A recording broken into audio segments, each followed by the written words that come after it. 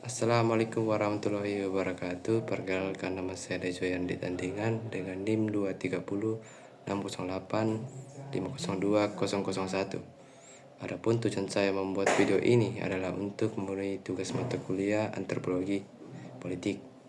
Baik, langsung saja kita masuk ke pokok pembahasan kita, yaitu stratifikasi sosial dan kekuasaan oleh Georges Blandir.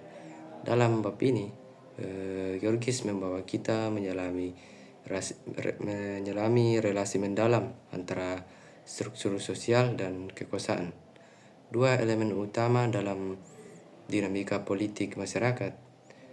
Ia menekankan bahwa kekuasaan tidak pernah berdiri sendiri, tetapi selalu tertanam dalam struktur sosial yang kompleks, yang disebutnya sebagai stratifikasi sosial. Stratifikasi sosial ini adalah pengelompokan masyarakat ke dalam tingkatan-tingkatan berdasarkan perbedaan tertentu, baik itu kekayaan, status, keturunan, peran politik, maupun simbol-simbol budaya.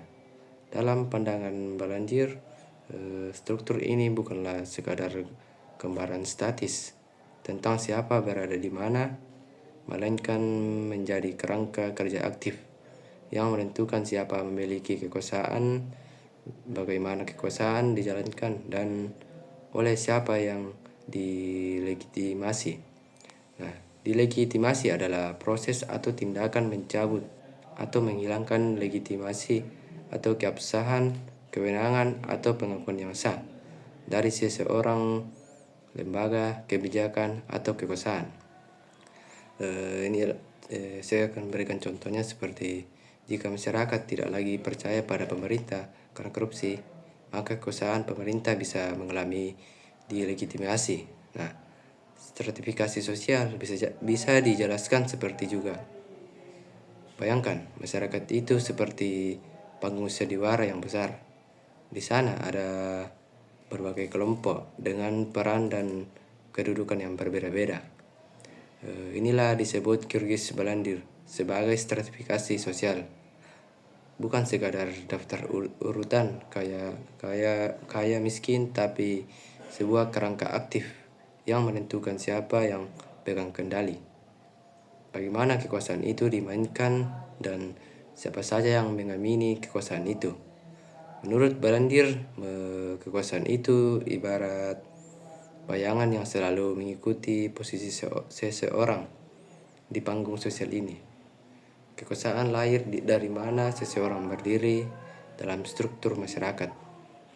Jadi tanpa stratifikasi, rasanya sulit membayangkan adanya kekuasaan politik yang terorganisir. Di masyarakat manapun, dari kampung kecil sampai kota metropolitan, posisi sosial itu penting.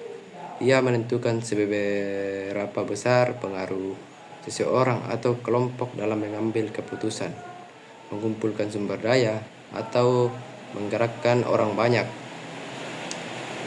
Ia mengajak pembaca memahami bahwa kekuasaan tidak mungkin dipisahkan dari posisi sosial seseorang.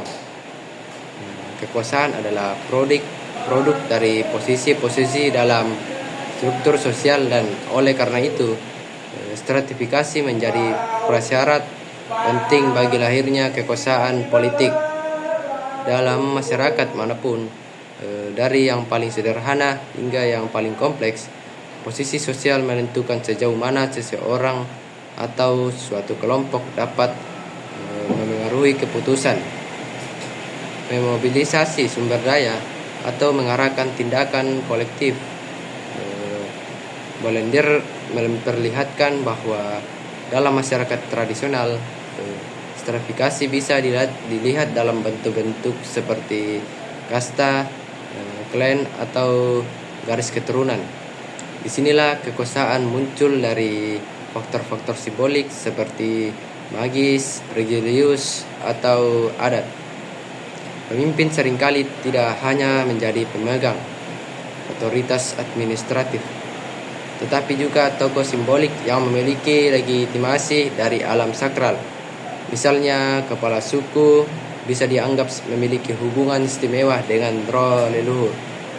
dan itu membuatnya layak memimpin.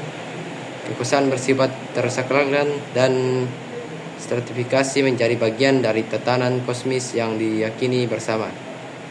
Namun dalam masyarakat modern atau pasca kolonial, seperti yang juga dikaji Belender dalam konteks Afrika, stratifikasi sosial mengalami transformasi. Di sini faktor ekonomi, pendidikan, dan koneksi politik memainkan peran penting lebih dominan dalam menentukan posisi sosial. Namun esensinya tetap sama. Kekuasaan mengikuti jalur-jalur stratifikasi. Politisi, birokrat, dan pengusaha menjadi elit baru yang menduduki puncak struktur sosial. Kekuasaan kini lebih bersifat sekuler dan rasional, tetapi tetap melekat pada struktur sosial tertentu. Belender juga menekankan bahwa stratifikasi sosial menciptakan ketimpangan, dan dari situlah muncul konflik. Dalam banyak masyarakat, elit mencoba mempertahankan posisinya melalui kontrol atas sumber daya, pendidikan, dan bahkan wacana publik. Mereka menciptakan ideologi yang berfungsi untuk melegitimasi posisi mereka, membuat ketimpangan tampak sebagai sesuatu yang alami atau dikehendaki oleh sistem. Misalnya seperti ketika orang miskin dianggap malas dan yang kaya dianggap sukses karena kerja keras. Itu merupakan ideologi yang melenggangkan stratifikasi. Namun struktur sosial tidaklah kaku. Ia bisa berubah. Mobilitas sosial baik vertikal maupun horizontal selalu mungkin terjadi, terutama masyarakat yang mengalami krisis, perang, atau perubahan besar seperti revolusi, kolonialisasi. Belender mencatat bahwa kolonialisme misalnya menggeser struktur kekuasaan lama dan menciptakan elit baru yang berorientasi pada pusat kekuasaan kolonial. Di saat yang sama muncul gerakan-gerakan resistensi dari bawah yang mencoba menentang dominasi ini. Dari sinilah terlihat bahwa stratifikasi bukan hanya alat kekuasaan, tetapi juga medan perjuangan. Dengan demikian, Belender memperlihatkan bahwa politik bukanlah sesuatu yang berdiri sendiri, melainkan selalu berkelindan dengan struktur sosial tempatnya tumbuh. Ia membuka wawasan bahwa memahami kekuasaan harus dimulai dari memahami bagaimana masyarakat tersusun, siapa punya apa, dan siapa tahu apa, dan siapa anggap sah oleh siapa. Kekuasaan tidak bisa dipahami hanya dari institusi, tetapi harus dilihat sebagai hasil dari relasi sosial yang lebih luas. Struktur sosial dan kekuasaan menurut Belender adalah dua sisi dari mata uang yang sama. Dari satu sisi, stratifikasi menciptakan kondisi bagi lahirnya kekuasaan. Di sisi lain, kekuasaan bekerja untuk memperkuat dan memperpanjang stratifikasi itu sendiri. Kekuasaan dengan demikian bukan sekedar alat, tetapi mekanisme yang terikat dengan jalinan sosial, ekonomi, budaya, dan simbolik.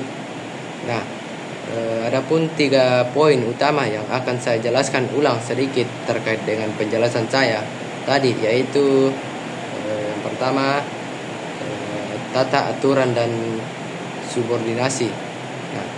Belender memahami bahwa setiap struktur stratifikasi sosial pasti melahirkan suatu sistem tata aturan yang melegitimasi dan memelihara hierarki yang ada. Tata aturan ini bisa bersifat formal seperti hukum dan regulasi, maupun informal seperti norma sosial, adat istiadat, dan tradisi. Dalam masyarakat dengan stratifikasi yang jelas, tata aturan ini seringkali mencerminkan kepentingan kelompok dominan dan berfungsi untuk mempertahankan posisi superior mereka. Nah, subordinasi adalah konsekuensi logis dari adanya stratifikasi. Kelompok-kelompok yang berada di tingkatan yang lebih rendah dalam struktur sosial cenderung memiliki akses yang lebih terbatas terhadap sumber daya, kekuasaan politik, dan pengambilan keputusan. Nah, yang kedua yaitu bentuk stratifikasi sosial dan kekuasaan. Balandir mengamati bahwa stratifikasi sosial memanifestasi kekuasaan tidaklah tunggal, melainkan beragam tergantung pada konteks sosiokultural dan kekuasaan. Ia membedakan antara bentuk-bentuk stratifikasi tradisional dan modern, serta bagaimana kekuasaan terjalin di dalamnya. Nah, yang ketiga yaitu feodalitas dan hubungan bertergantungan.